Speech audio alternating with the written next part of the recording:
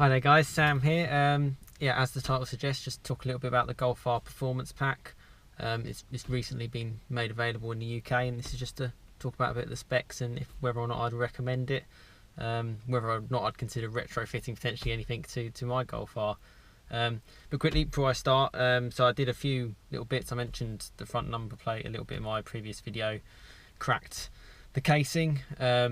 Basically I've taken that off. I'll see how that goes. I've actually got it here, and you can kind of see just the front, how it kind of snapped off and was broken. It's 5 rivets.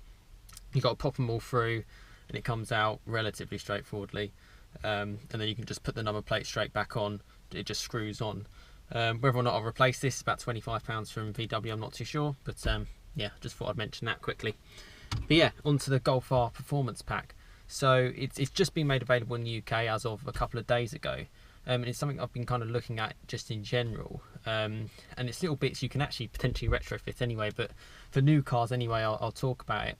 So the whole Golf R Performance Pack, the main section, will cost you an extra £2,300. I've got a bit of notes here as well. For that, you get 19-inch Spielberg alloy wheels, which do look quite nice. It's 19-inch wheels because it comes with better rubber, stickier rubber, and that's just a bit more for kind of, I guess, the track orientated.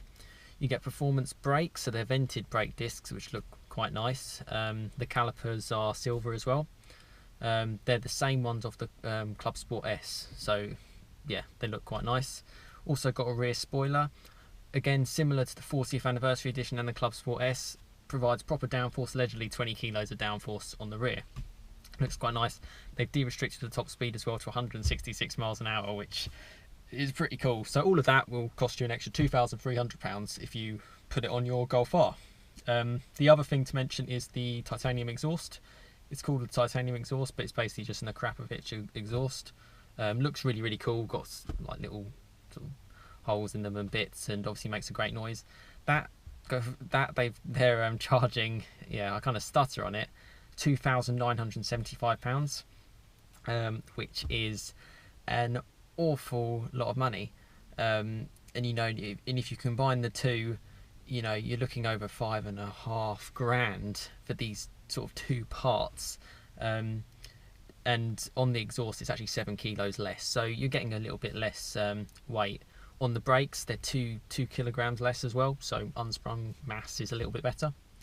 So that's all that concluded. You can get that now.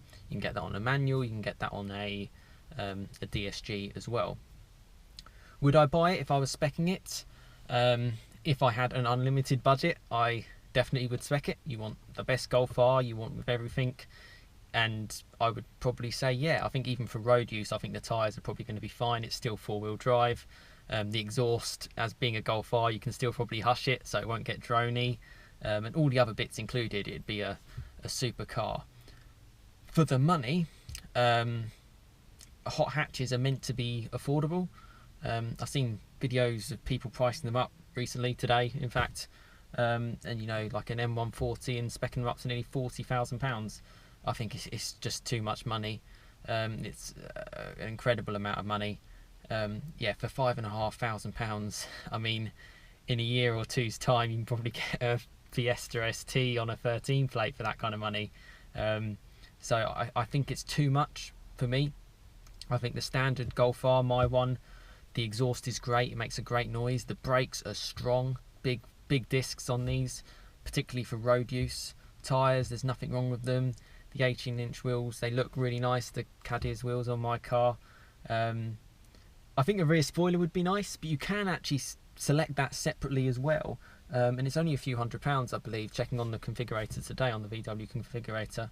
So that looks quite nice. De-restricted top speed. If you're on the Autobahn, 166 miles an hour would be fantastic. In the UK, no. On track, no.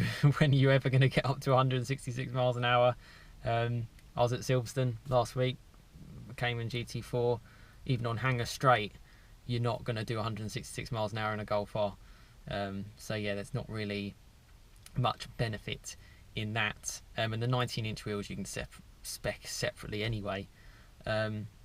The exhaust, I'm sure it sounds fantastic, but yeah, it's an incredible amount of money, and I'm sure they'd give you deals and stuff on it, but for me, it's just a no, really. I think it would be fantastic. You know, I can retrofit bits on my car. I can get an Akropovic exhaust. I can get the Club Sport S brakes. I can get a rear spoiler. You know, I could probably de-restrict the speed on this. I could get 19-inch wheels. I can do all that. I'm fairly confident I could do all that for less than $5.5 grand. So yeah, it's too much. It's too much for me. I think it's a great idea. I think it's cool. It puts it on sort of level. It will certainly make it more tracky and more fun and exciting, no doubt. But for me, it's not really in the real world. When you're paying real money, it's not for me. But yeah, that was it really. I just wanted to talk a little bit about the performance pack, a little bit of update on just the damage I had a little bit on my car.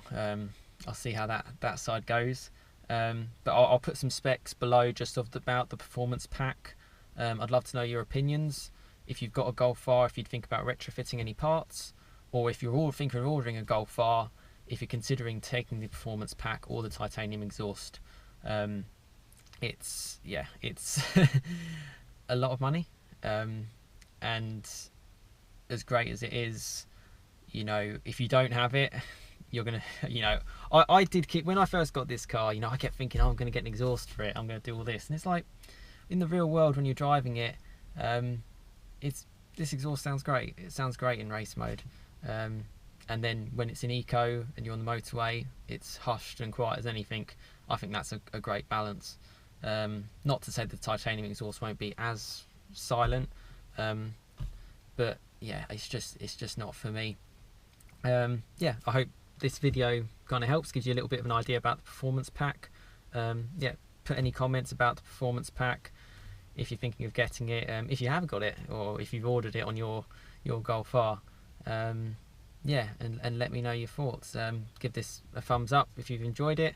I'll be sure to put some more clips on my Golf R, and yeah, keep you informed on my ownership. But thanks very much for watching, and I'll see you next time. Cheers, guys.